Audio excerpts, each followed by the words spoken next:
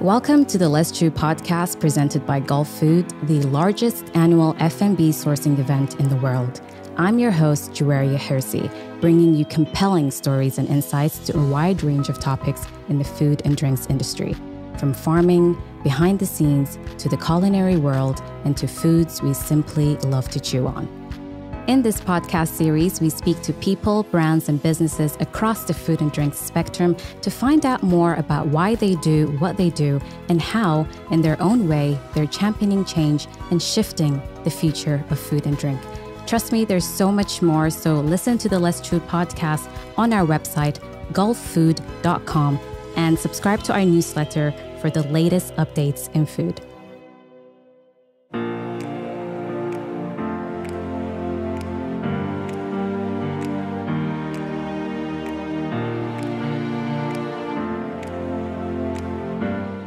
Welcome back to a brand new episode of the Let's Chew podcast. As always, I'm your host, Juwaria Hirsi. In today's episode, we're joined by Dina Epifanova, Head of Sustainability at IFFCO Group. Thank you so much for joining us, Dina. Hope you're feeling well today. Hello, everyone. Very glad to be here. Thank you so much for inviting. Thank you. So welcome to the Let's Chew podcast. Just to get started, before we speak about all the great stuff that you do at IFFCO, I want to know more about you, why you do what you do, and what brought you here in the sustainability world. So if you can just tell us a little bit about yourself and your role at IFFCO and what initially sparked your interest in working in sustainability. Well, that's a nice question. It brings me back to the year 2011.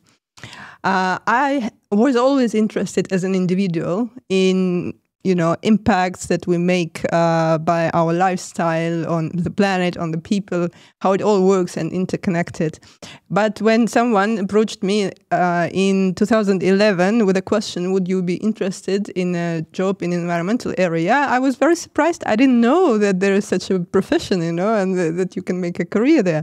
So I thought about it and I found it very interesting, because that's an amazing area where you can work for business, but same time making a wider positive impact. So regarding my role at IFFCO, my core mission is to embed sustainability into core business agenda, meaning that I ideally would see us making every business decision in every daily routine by any function, any business unit, so that every person, every colleague would think, okay, I know how it works. This is like the usual way to do it. But what is the impact? What is the impact on communities, on our employees, on the planet, on nature? Okay, and then people wait, and find a more balanced decision. So this is basically the core mission, and then it's cascaded to many more smaller tasks. Okay. And before we get into the IFFCO part, when did you switch over to more of the environmental work into the food and beverage industry? Basically, I have been in food for 21 years. Okay. So I was always in food. Yeah. But earlier it was different other functions, but now it's food sustainability. Okay, beautiful. So since joining IFFCO in 2021, what have been some of the most significant developments or which sustainability are you most proud of that you were able to accomplish so far? So we have been on a journey for a couple of years by now, and there are many nice things that I think our colleagues should be proud of. But to name the major ones, I would say those three. First, last year, October 2023, we signed off our Climate Strategy 2030, and it's completely in line with Science Based Targets initiative. So this is public and this is a major step. And now it's like the basis for anything we do in sustainability and beyond that. We also publicly committed that over the 2 years, we will be investing 77 million dirhams into sustainability agenda and sustainability related programs. Okay. And the last one is Thrive launch. It's the first Middle East plant-based meat alternative. It's 100% greenfield, based in UAE, and I think this is a great initiative that shows our commitment to provide sustainable food for our consumers. Congratulations for that. You said is it the first report that came out for sustainable report from IFFCO? This I should also mention. Last year we issued our first public report. As you know, we are a privately held company, yes, and we don't have an obligation for that. Yes. But we want to be transparent. We want to disclose what we are doing and create a basis for the dialogue with wider stakeholders and customers and retailers and everyone else. Yes, that's beautiful. And what would you say are the strategies or the sustainability strategies at IFFCO? And if you can just discuss mostly the challenges, opportunities, and priorities that align with the industry trends in the sustainability sector.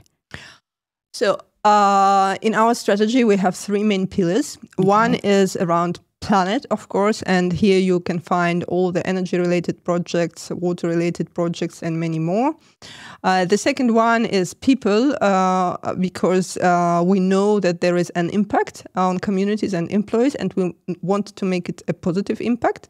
And the third one is basically product, because our product portfolio impacts both people and planet. So we want it to be healthier, we want it to be more sustainable.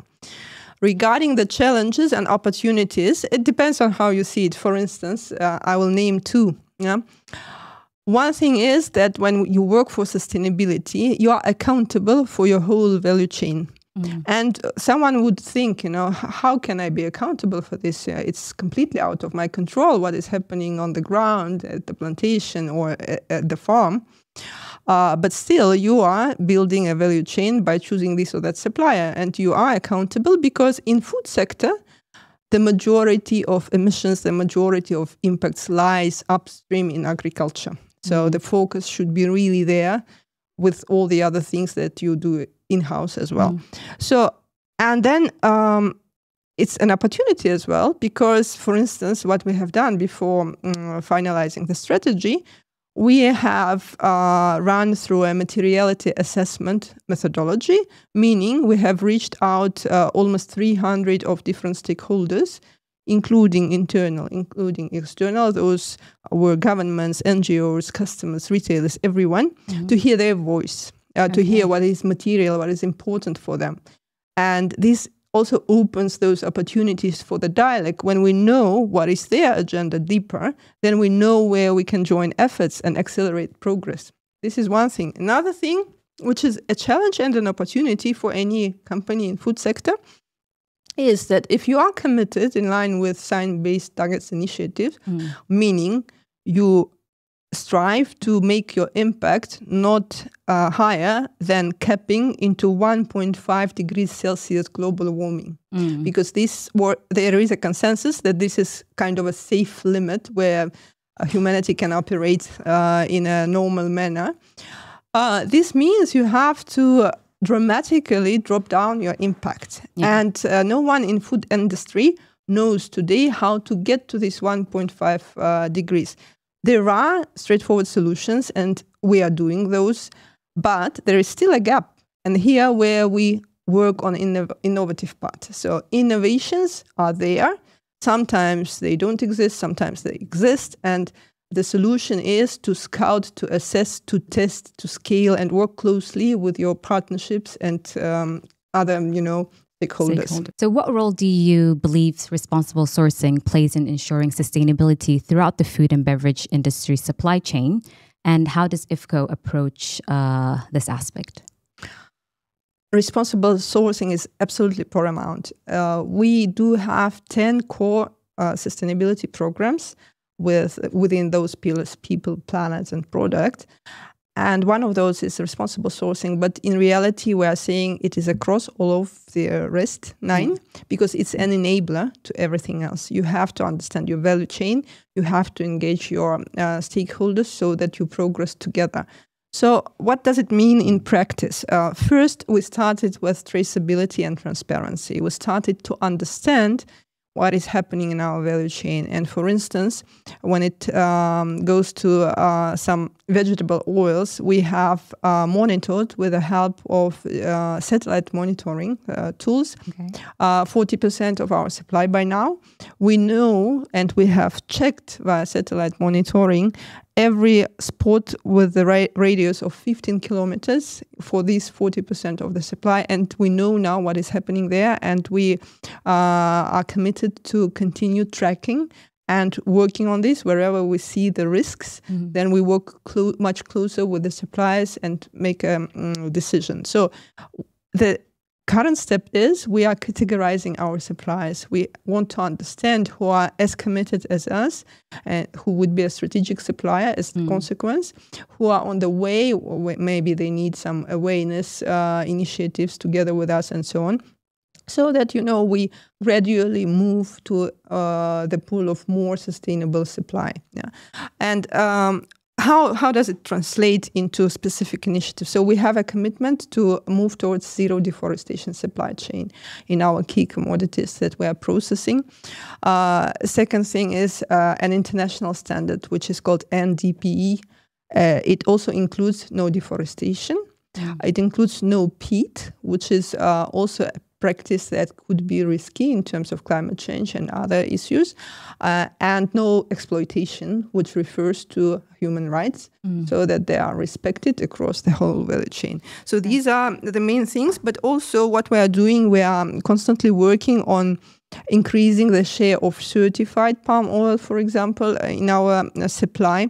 What does it mean, certified? It means there is a proof and a long list of demands that this crop is sustainably sourced. It includes many aspects, for example, fully conserving so-called high conservation value forests, fully not touched at all.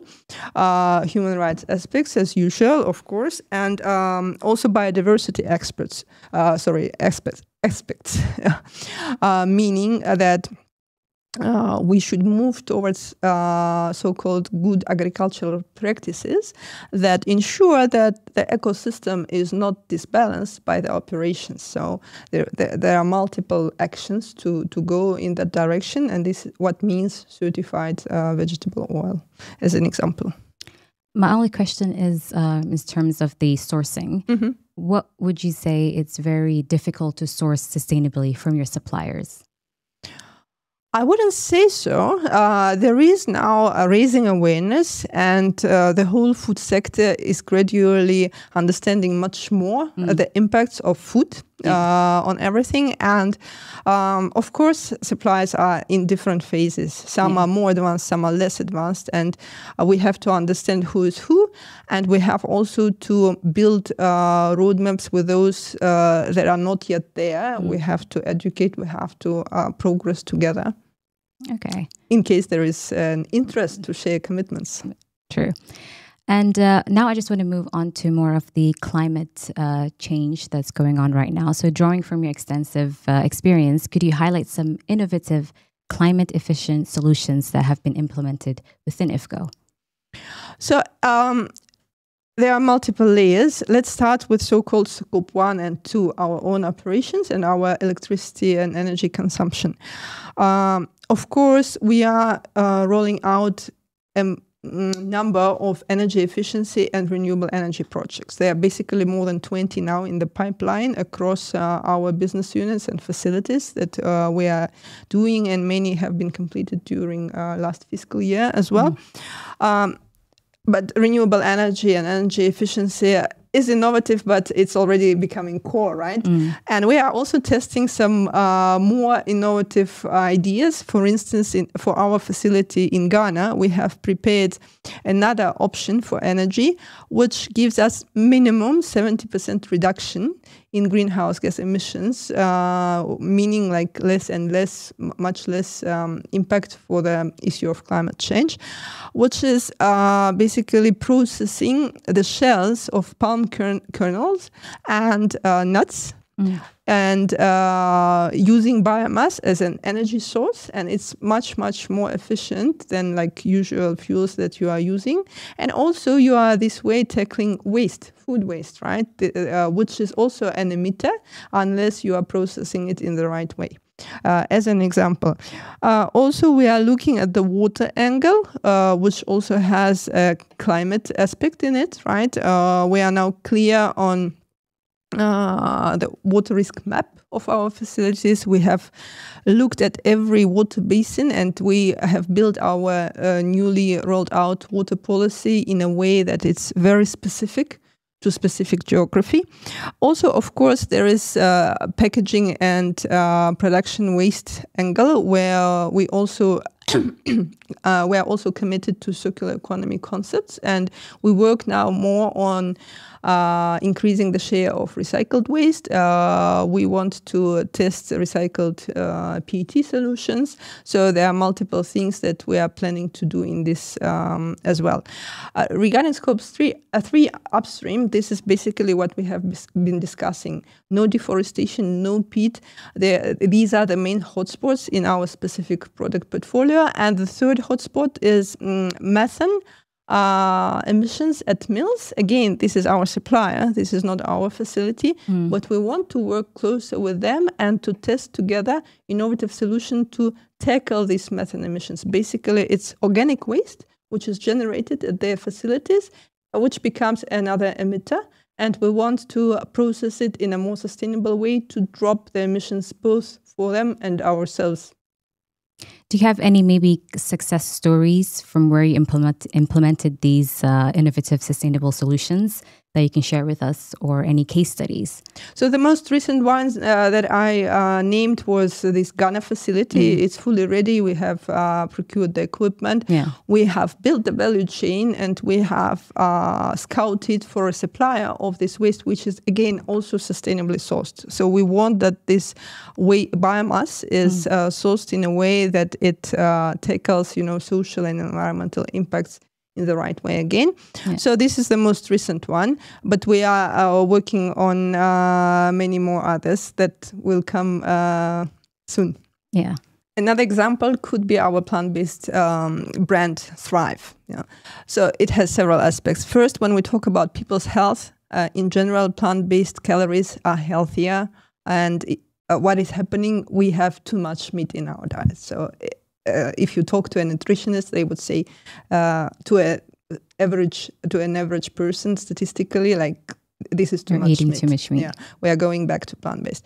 But there is a sustainability aspect as well, environmental aspect. So if you want the same number of calories that are coming from plant-based, in our example, for instance, it's faba bean, to grow crops for this faba bean-based meat alternative, you need much less land than you need to feed the cattle, than you need, when you go for the conventional, usual meat. This is one thing.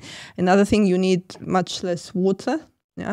And in general, if you look at the climate change aspect, greenhouse gas emissions for a Thrive brand are much less than or any meat alternative.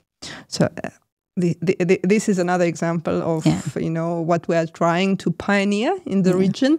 This is quite new for people, but we really want to introduce this option so that people try and move towards this.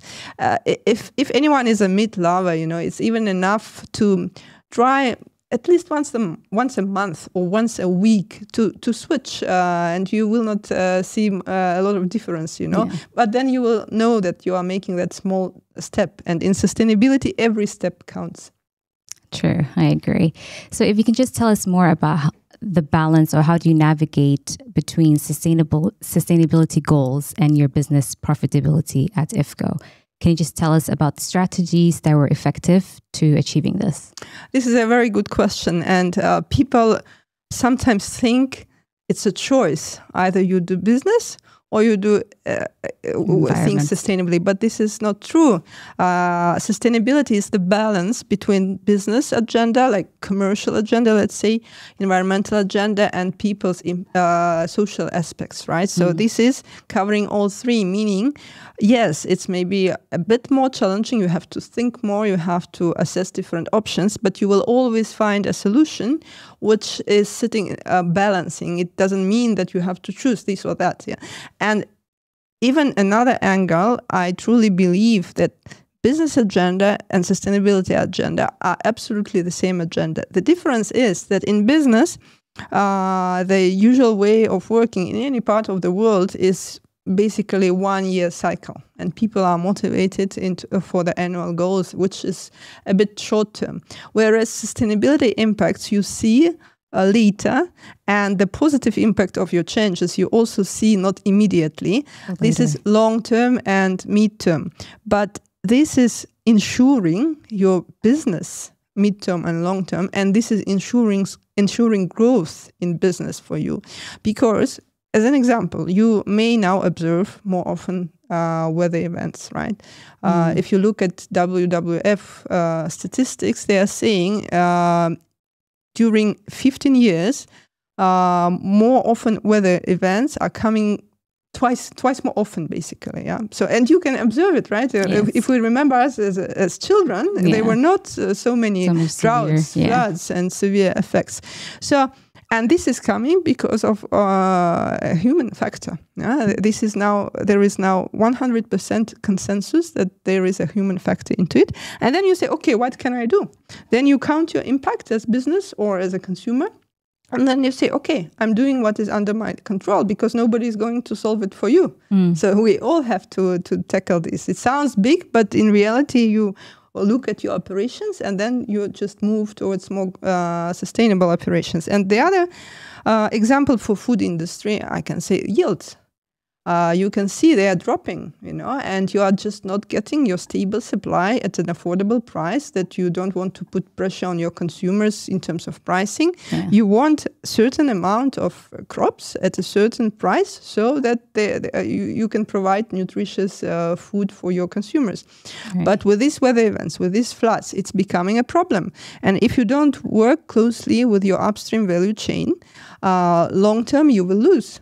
Because you will not have this stable supply, you will not have this close relationship where you know that you are ensuring good agricultural practices on the ground, which will mean for you long-term sustainable supply of your crops or any other raw materials. So as a couple of examples. Considering the diverse markets IFFCO is operating in, how do cultural and regional differences influence the implementation of sustainable practices? Like you mentioned, different places, different weathers, different climate challenges. How does the company adapt its strategies accordingly? That's a good question, because we are expanding geographically quite rapidly. We are present in Europe, we are present in Middle East, in Africa, in Asia, and now in Latin America as well. And our products are distributed in more than 100 countries, and we have operations in more than 50 countries, and they are very different, of course. And the landscape is different. For instance, when we are in Europe, there are many more regulations coming into the landscape, and of course we have to run even faster so that we work together to meet expectations. Although we want to be as fast here as well, because it's mostly our internal motivation to be ahead of the curve in this area. So, and another example is, again, our Thrive brand. It's launched in Middle East. And if you look at the range, there's a number of SKUs. They are all about Arabic traditional cuisine. And we are also using faba bean, which is originally a very authentic crop for this region. So we really want to adapt to the cultural context and to the needs of our consumer, which definitely differ in different parts of the world. Right. So as the landscape of sustainability continues to evolve, what emerging trends or technologies do you see shaping the future of sustainability in the F&B industry? And if you can just mention some of the more key trends or alarming trends that you see arriving from the F&B industry, that would be great. We want to take a holistic approach to sustainability. We really try to think long term. And the major, efforts that we think we should make, we want to be part of a systemic change. And we want really to drive innovation together with other stakeholders. In terms of the trends, everyone already knows that climate change is the biggest issue that needs immediate action. And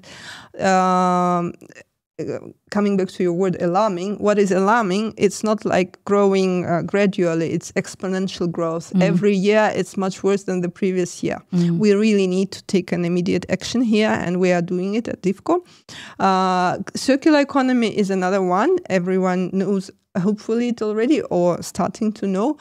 I don't know if you are aware or not, but for example, if you look from the space, there is a place in Pacific Ocean where, the current swirls in such a way that there is a huge garbage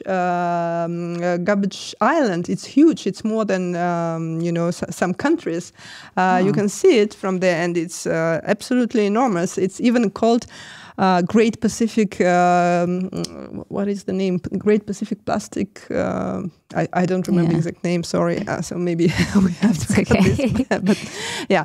So, emerging trend is biodiversity / regenerative agriculture. What happens if I simplify the agriculture part, that more and more, it's becoming more and more monotonous, homogeneous. So less and less crops are being raised, and meaning there are less and less, diverse ecosystems. Meaning, some species that are dependent on what exactly is growing here and there, they can be endangered. And the big trend now in food sector is regenerative agriculture. And by the way, it's coming back to basics, what our ancestors were doing. For instance, crops rotation. This ensures that the soil is healthy, that the yields are there. There are both business interests as well, and that the ecosystems are in balance, Also, there are some measures like agroforestry, where you really mix in a certain way, raising crops with forests, and there are many other ways to do it. In general, business-wise, it ensures the health of soils, so that the soils are not degrading, because we are now not far from the moment when there is no enough land. Because the population is growing, incomes are growing, there's more and more demand for food, for certain type of food, but there is only one planet. We cannot all of a sudden, start doing the same on another one. So this is very important to know, to observe, and to start tackling this. And we as IFFCO are doing it by the following. We have our own olive oil plantation in Tunisia. It's quite big. It's around 1 million trees. And we are now starting to test these measures that are positive not only to cap climate change, but also from the biodiversity angle. So we have now identified a long list of measures, and we are starting to test those in our own plantation. And then when we capture the learnings, we will think how to share this knowledge with our suppliers for other crops, and maybe to start the journey there. We definitely need to do it, and we are starting it by our own olive plantation. That's amazing. I just wanted to have one question about companies, for example. You guys do the reporting about all your sustainable practices, more transparent with your customers and your clients or your suppliers. What advice would you give to corporations who maybe fall into, they're not doing any reportings or they haven't started yet? What advice would you give them to avoid any greenwashing practices or maybe perception of greenwashing? then I would give 2 pieces of advice. The first one, don't wait till you are pushed. Create internal pressure yourselves. Because any change in sustainability area, it takes years. Yeah, so that you plant the seeds today, the fruit will come not tomorrow. You have to wait. You have to, work on this soil. You have to water it. It will take time. Yeah. When you feel the pressure, either from regulations or retailers or whoever, you will have very little time. You will be just lagging behind. So I urge to create this motivation internally, even though it may not be today in line with someone's agenda. But this is what we are doing in IFFCO, and we are very sure that this is the right thing to do. Yeah. And coming back to this greenwashing risk, basically this is awareness. Very often people go into this area just because of not knowing things. You really need to invest into educating your core contributors to the agenda. For instance, what we did in IFFCO last year, we have identified more than 50 people who are critical roles in terms of sustainability, first of all, leadership and other people in different functions. And we have sent them to a very prominent course, which is called Cambridge Institute of Sustainability Leadership course. These are 8 weeks, 10 hours per week. Everyone was investing, and now we believe it's much easier, to explain these kind of things and to do the right thing, to do the robust change. And this is only one of the examples. We had also food sustainability trainings. We had also a training for our leadership with IMD on sustainability and many other things. So this is absolutely crucial, awareness and engagement. Okay. This is just a final question or remarks. If you want to just leave any last words, or where do you see your hopes and aspirations for the future of sustainability for you and for IFFCO? Please be free. Well, I think collaboration is key. You may imagine, especially when you work on real hotspots in food sector, in value chains, it's not a job that you can do in silos. Even if you are very committed, dedicated, you just don't have this capacity. It's very important to engage various parts of the value chain, to identify those who are more interested today and more committed, more dedicated, and then to work together. Sustainability is definitely something that no one can solve on their own. This is across. So my hope is that there's more close collaboration with the stakeholders that we have and with potential stakeholders, and there's more attention to this.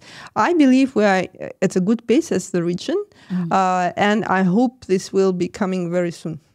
Inshallah. Thank you so much, Dina, for joining us on the Let's Trip podcast, and I wish you all the best. Thank you so much. Very nice conversation. I really enjoyed it, and I hope it will be useful to the listeners. Absolutely. Thank you so much. Thank you so much for tuning into another episode of the Let's Chew podcast. And if you're interested in learning more about the future of food, sustainability, and agriculture, don't miss our Gulfood Green event, co-located with Gulfood Agrotech, happening in September from 24th to 26th at Dubai World Trade Center. So join us and explore the innovative solutions and cutting-edge technologies shaping the future of food sustainability and agriculture. So visit gulfoodgreen.com and register today. And until then, bye for now.